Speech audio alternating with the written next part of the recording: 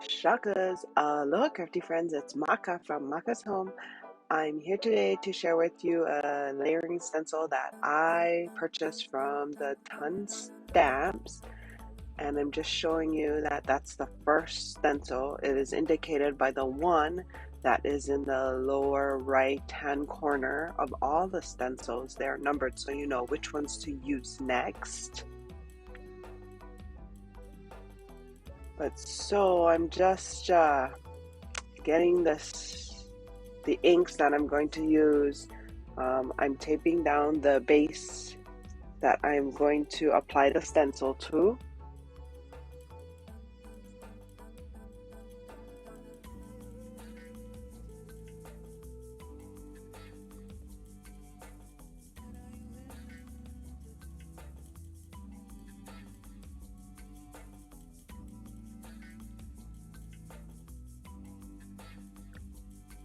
And then I just want to make sure I tape down the stencil so that doesn't move around.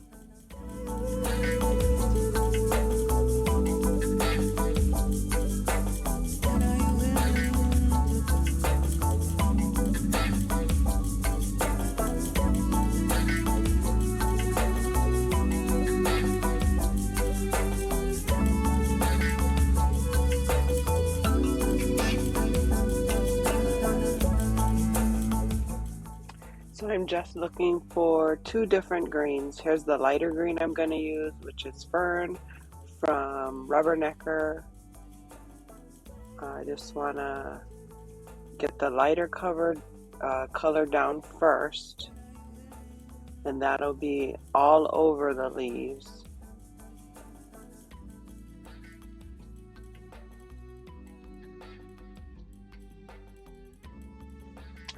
And it just takes some time to lay the color down. This is just regular cardstock paper, so it doesn't, probably takes more effort than premium paper that is used for blending.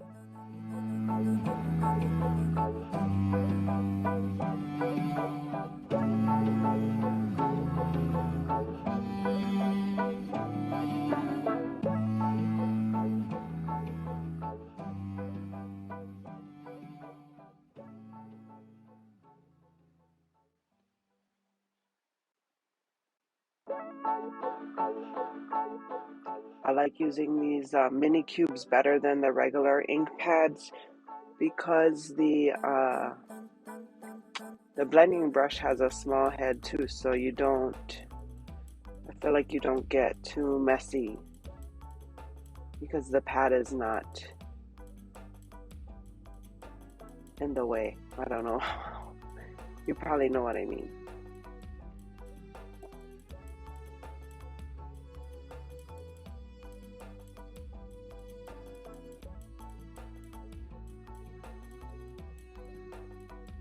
So have you guys ever tried any layering stencils either from the Ton or any other company? I know a few other companies have been releasing these layering stencils. There's layering stamps, which I don't know if I've ever done layering stamps, but it's the same technique. You use different colors for different steps. So now that I've got the lighter green color on,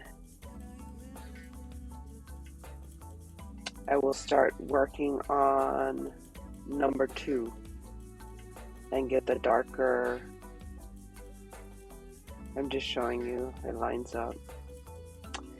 And then get the darker green going. And I will bring that stencil 1 back to do the centers of what are these flowers called? Poppies? This is the Gleaming Poppies layering stencil. I'll leave the link to the Ton Stamps in my description box below so you can go check out the many different products that they have. Lots of these stenciling projects, I think every season, Effie, she's the owner of the Ton Stamps, releases a new collection. So I think her Christmas collection, if it hasn't come out yet, should be out here very shortly. So stay tuned for that.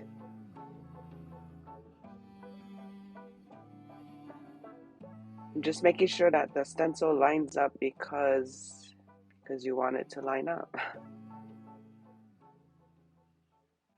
You might get a leaf that is not shaped correctly or shaded correctly if you don't make sure it's lined up correctly. So one of the things that Effie taught us at the convention was to use a bigger paper than your stencil, which I totally forgot. So I cut down my white sheet of paper to 6x6 because that's what size the stencil is. But if you use a bigger sheet than 6x6, so an 8.5 by 11 size sheet, and you put this first stencil on and you stencil off the stencil so that you make a square around the stencil, then every time you know where to line it up because you'll have that clean line from shading around the whole stencil, the square. I totally forgot, so I'll do that in a next video because I have more stencils to play with. I have some sunflower ones that I want to play with, and some other ones.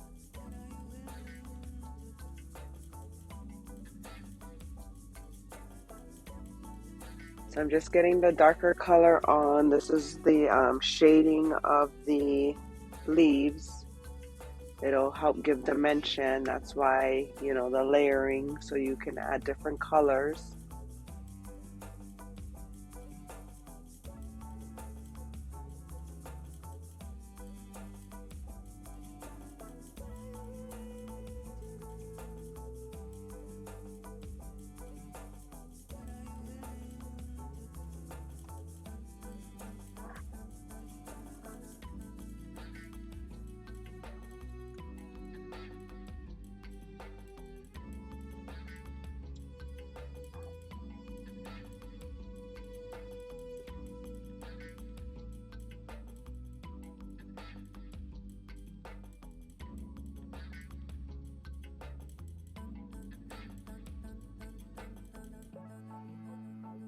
So that should be good with the green.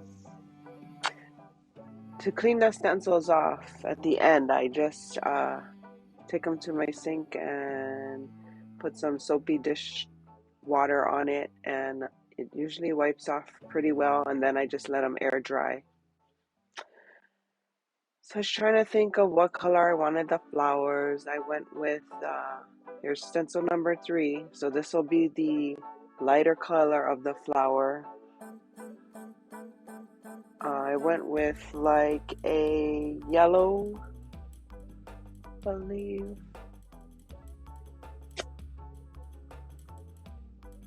And it's hard to really see the number there. That's why I've held it there so long. So I'm gonna use a yellow for the base of the poppies. Yeah, poppies. So tape it down again. Make sure you don't cover any of the stencil part because you don't want to mask it off.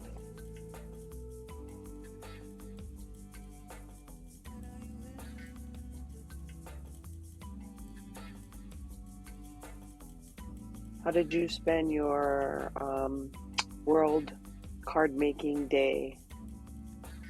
I made a few cards, but I was in my craft room most of the day, kind of straightening up. And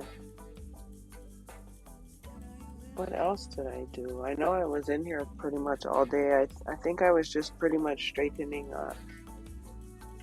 Oh, I'm in a die cut swap with a few of my girlfriends here locally, and we are meeting this week, I believe, to trade the swap. So Hopefully I'll get a video up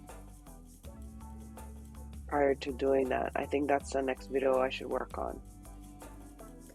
But so that was the color I chose. Was it Mango? I think it was called Mango, and it's another one from Rubbernecker.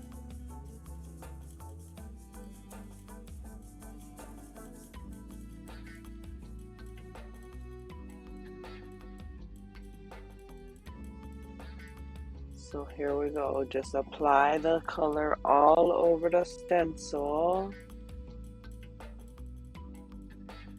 It's very light, so I feel like I have to go over it a few times.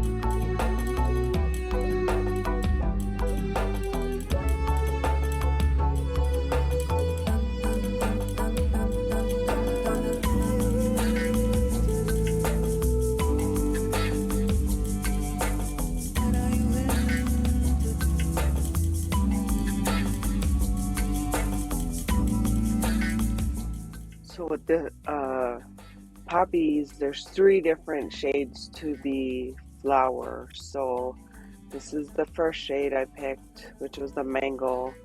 And then as soon as I got the mango all down, then we'll start with the next shade, which is just a little darker.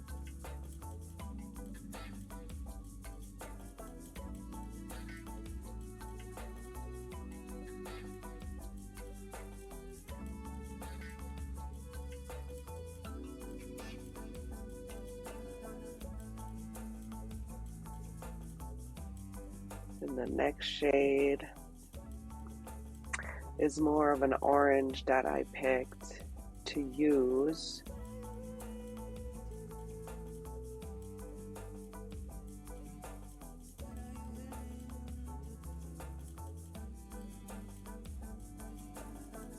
I'm debating between that color and another color because I think I go for the apricot. Yep. I think I use this one for the second color, which is apricot. It's another Rubbernecker ink.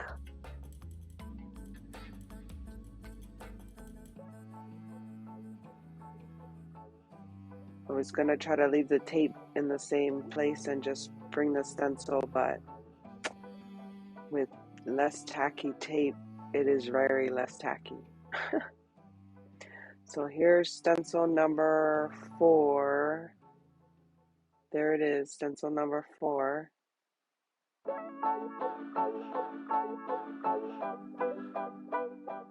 Just line it up to the corner of the paper, then I'll tape it down again to secure it. And this has even less area to color.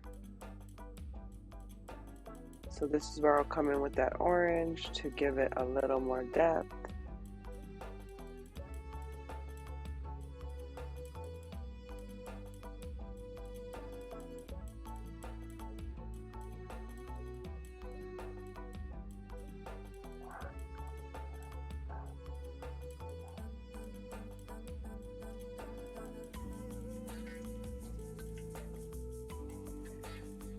These are some of the brushes that I bought from the convention, from the ton.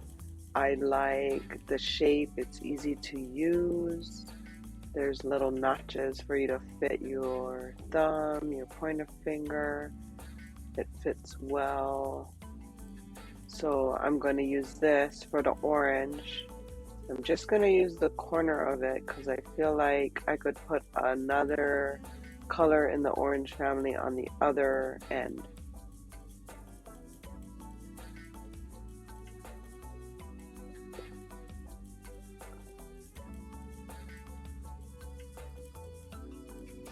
So it gets in there pretty quickly.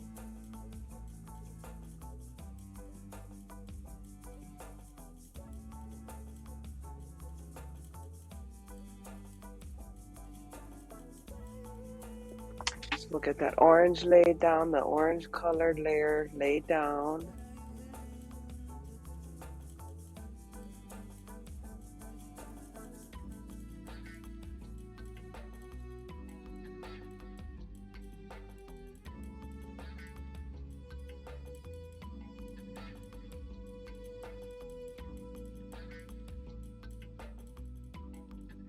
The other thing is, I think with these inks, I've noticed after your project is done, the colors get a little darker.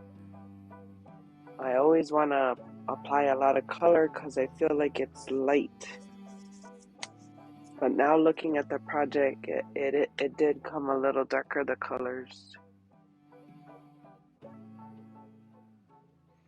And then this is the one I'm going to use for the darkest shade, and that's a Stampin' Up color.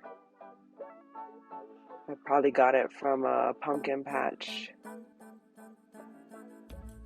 kit a while ago. I haven't subscribed to them for a while.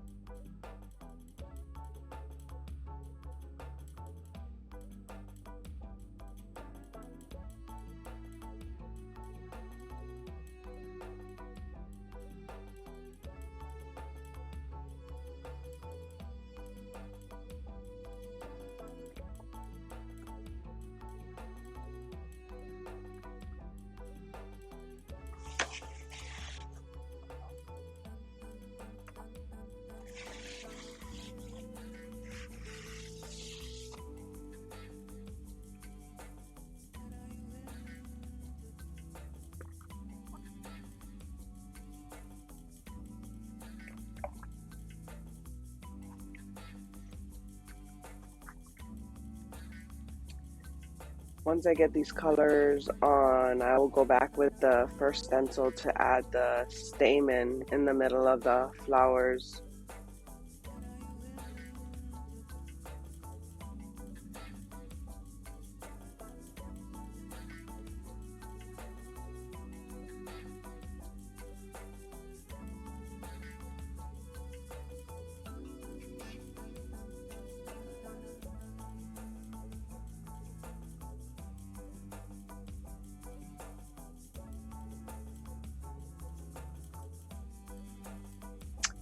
There's the flowers. So the last step, go back to get stencil 1, and I'm gonna add the stamens with a dark, with black soot, I believe it is, distress oxide color.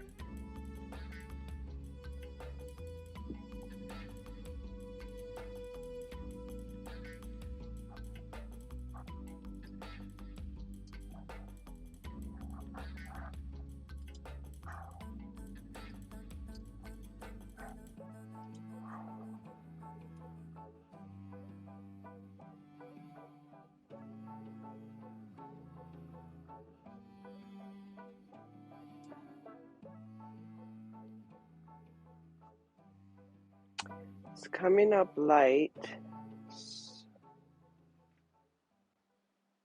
And then this one got a little darker, so I went back and colored in the first one again to get it as dark.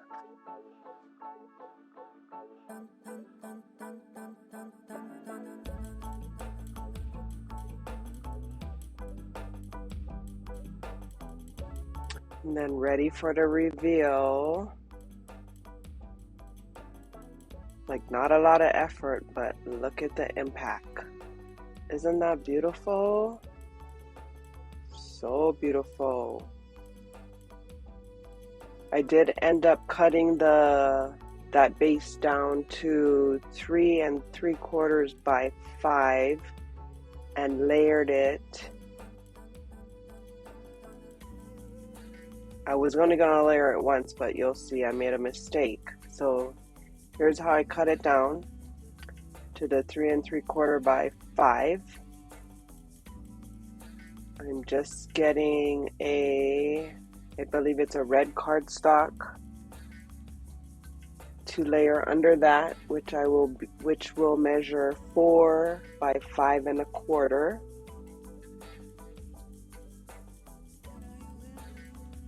There it is. There's the mat.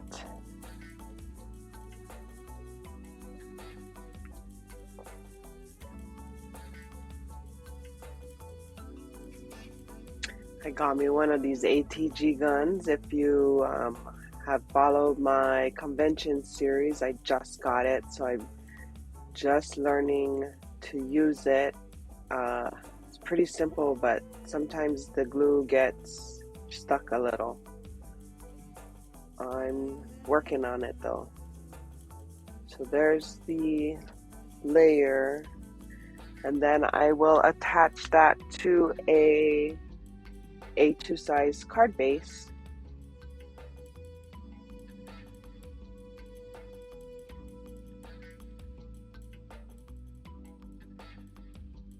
But my A2 size card base was already stamped with my stamp that I usually put in the back of stamps, my personalized stamp.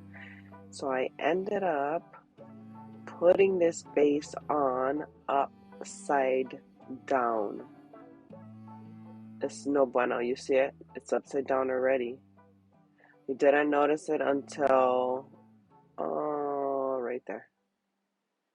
Then I noticed, oh boy. Yep. There's my mistake. See my upside down label. So I just end up cutting this base off and adhering it to orange card base. Still A2 size.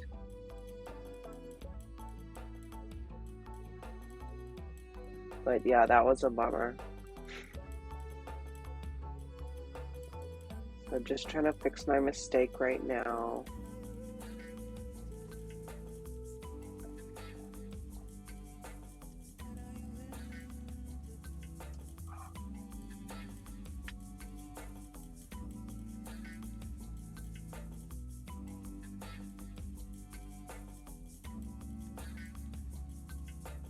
So I'm just gonna add some more adhesive to the back panel.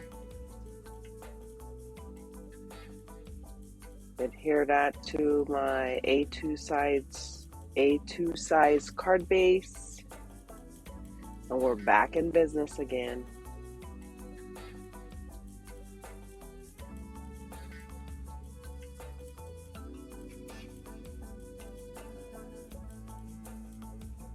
And I'm just gonna get a little white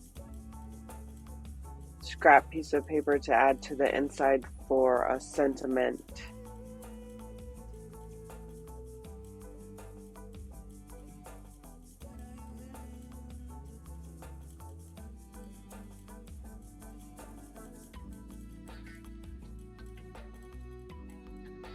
And that completes my card. So I do have a few other cards to share with you from the Tum Stamps. I did do some make and takes, so I've saved those panels and I've cut them down now here to make some more A2 size cards, which I'll share with you as soon as I get my stamp down.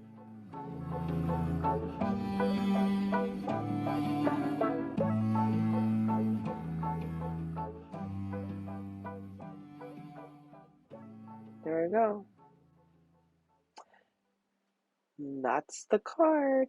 I did end up putting a sentiment I think you'll be able to see the sentiment on the thumbnail, but it just says birthday wishes. And these are the other ones I'm sharing. These are panels, make and takes that I made at the expo that I cut down. Those sentiments are from Paper Wizard, I believe. It's those there. And I won them in a door prize at the convention. So I am trying to use up my stuff. There's another and one more. I did buy those dies, the back panel dies from the ton as well. So I hope you guys are having a crafty day. For more videos like these, see you here. And for my next video, shakas. I mean, he's a beast.